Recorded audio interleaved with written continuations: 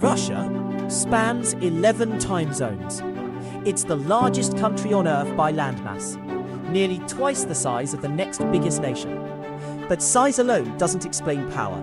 So how did a country that faced invasions, revolutions, and economic collapse become one of the most influential forces in global politics?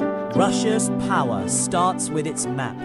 Stretching from Eastern Europe to the Pacific Ocean, it controls a massive share of the world's natural resources: oil, natural gas, timber, and rare minerals. Siberia alone holds some of the largest untapped mineral reserves on the planet. This resource wealth gave Russia enormous leverage, especially over Europe, which for decades depended on Russian energy exports to heat homes and power industries.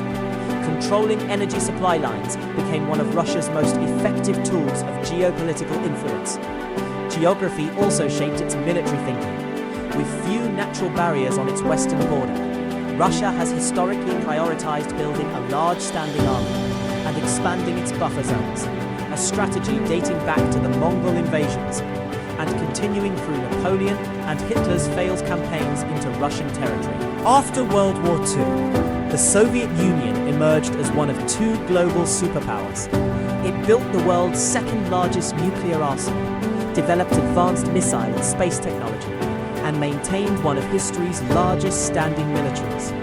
Even after the Soviet collapse in 1991, Russia inherited this military infrastructure. Today, it remains one of only a handful of nations with a full nuclear triad, the ability to launch nuclear weapons from land, sea, and air.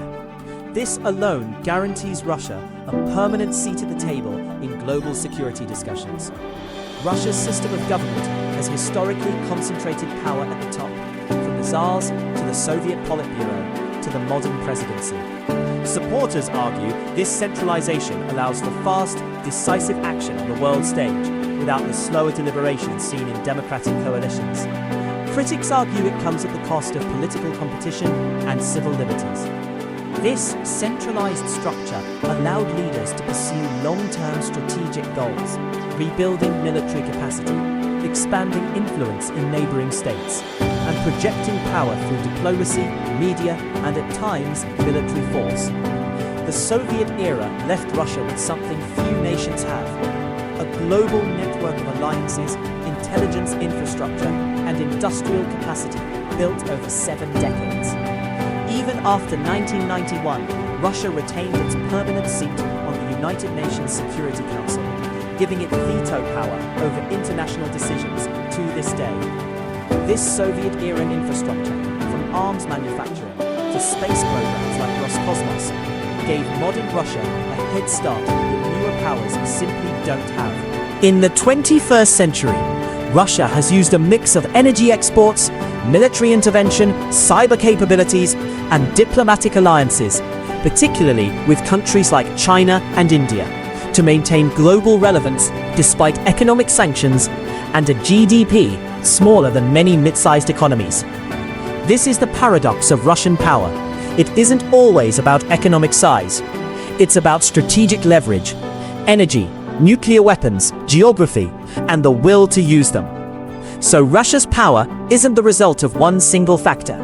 It's geography, military history, political structure, and Cold War infrastructure, all compounding over centuries. Understanding this helps explain not just Russia's past, but the decisions shaping global politics today.